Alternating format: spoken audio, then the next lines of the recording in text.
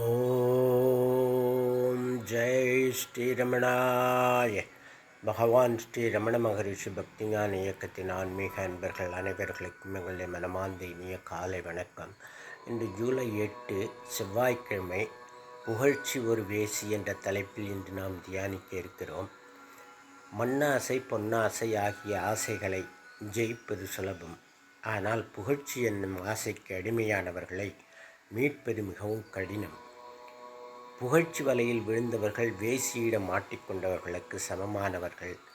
வேசியிடம் மாட்டிக்கொள்வது சுலபம், ஆனால் அவளிடமிருந்து மீண்டு வருவது கடினம். இதை பகவான் ரமணர் அனுபந்த பாடலில் தருகிறார். எல்லா உருவும் துரும்பானாலும் மறைகளெல்லாம் கைக்குள் இருந்தாலும் பொல்லா புகழ்ச்சியாம் வேசிவசம் புக்கார் அடிமை அகலவிடல் அம்மா அரிது. ஒருவருக்கு அகில உலகத்தையும் துரும்பாக கருதும் அதிகாரமும் சக்தியும் இருந்தாலும் வேதங்கள் எல்லாவற்றையும் படித்து அதன் பொருள் புரிந்து கைக்குள் வைத்திருப்பவராக இருந்தாலும் பொல்லாத புகழ்ச்சி என்னும் வேசியிடம் சிக்கியவர்களுடைய அடிமையை நீக்குவது அம்மா வெகு அரிதாகும். புகழ்ச்சி ஒருவருடைய உயிரை கொள்ளும் போதை வஸ்து போன்றது. போதைப்பொருள் ஆரம்பத்தில் சிறிது போதை கொடுக்கும். போக போக அதன் அளவு அதிகரித்து இறுதியில் அந்த போதை வஸ்துவே உயிருக்கு எமனாகும்.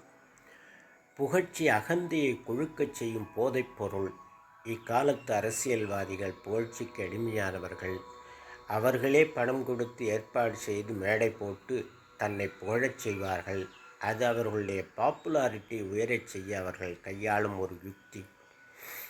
போதை வஸ்துக்கள் உட்கொண்டால்தான் மயக்கத்தை தரும். பார்த்தாலே மயக்கம் தருபவர்கள் மாதர்கள், குறிப்பாக வேசிகள் மயக்கத்தில் உச்சம்.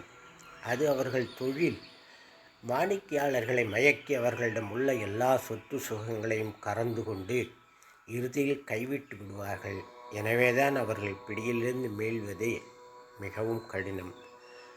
புகழ்ச்சி என்பது ஒருவரை தன்னுடைய யதார்த்த நிலையிலிருந்து விலக்கி வீண் கர்வம் கொள்ளச் செய்யும். தங்களை பற்றிய தவறான கற்பனை வளர்த்துவிடும். அவர் அதுவே உண்மை என்று நம்பி வாழத் தொடங்குவார். உண்மை நிகழ்வு அவருடைய கற்பனைக்கு மாறாக இருக்கும்போது அதை ஏற்றுக்கொள்ள முடியாமல் மன உளைச்சல், மன அழுத்தம் போன்றவருக்கு ஆளாக நேரிடும். குறிப்பாக புகழ்ச்சி வசப்பட்டவர் எதிர் விமர்சனங்கள் வரும்போது அதை தாங்கிக் கொள்ளும் சக்தியற்றவராக இருப்பார். யதார்த்தத்தில் புகழ்ச்சியும் இகழ்ச்சியும் சேர்ந்தே இருக்கும், சேர்ந்தே வரும். எனவே இரண்டையும் சமமாக பாவிக்கும் மனப்பக்குவத்தை வளர்த்து கொள்வதே புகழ்ச்சியின் சூழ்ச்சி வலையில் சிக்காமல் தப்பிக்க வழியாகும். புகழ்ச்சி நிலையற்ற தன்மையதே. இன்று ஏற்றுவோர் நாளை தூற்றுவோராக மாறுவார். காலமும் சூழ்நிலையும் மாறும்போது மனிதன் கட்சி மாறுவான், காட்சியும் மாறும். மாற்றம் ஒன்றே மாறாதது என்ற தத்துவத்தின் அடிப்படையில் மாறும் புகழ்ச்சி எழுச்சி காட்சியைக் கண்டு இரண்டிலும் தான் காயப்படாமல் பிறரை காயப்படுத்தாமல் கடந்து செல்ல வேண்டும். ஒரு சின்ன கதைப்பு. ஒரு ஊரில் பெரிய பணக்காரர் இருந்தார். அந்த ஊரில் இருந்த பெரும்பாலான நிலங்கள் அவருக்கு சொந்தம். பணக்காரர்களை சுற்றி எப்போதும் அவர்களை புகழ்ந்து பேச 10 பேர் சேர்வார்கள். அந்த 10 பேர் தான் அந்த பணக்காரரை அழிக்கும் சக்தியாகும். அவர்கள் பணக்காரரை உசுப்பேற்றி சட்டமன்ற உறுப்பினராக நிற்பதற்கு புகழ்ந்து தள்ளினார்கள். அவரும் அவர்களுடைய வார்த்தை உண்மை என்று நம்பி தேர்தலில் நின்றார்.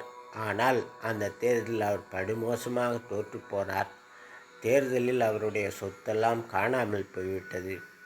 பணக்காரர் தோல்வியுற்ற அடுத்த நாளே அவரை உசுப்பேற்றி தேர்தலில் நிற்க வைத்த அனைவரும் அவரை விட்டு அகன்று மாற்றுக் கட்சியில் ஐக்கியமாகிவிட்டனர். இப்போதுதான் தன் போதை தெளிந்த அந்த பணக்காரர் தன்னுடைய யதார்த்த நிலையை உணர்ந்தார். கண்கெட்ட பிறகு சூரிய நமஸ்காரம். பித்துவிட்டு உனைநேர் பித்தனாக்கினை அருள் பித்தம் தெளி மருந்தருள் அருணாச்சலா. ஓம் தத் சத். நாளை வேறொரு தலைப்பில் தியானிக்கலாம் அன்பர்களே. வணக்கம், நன்றி.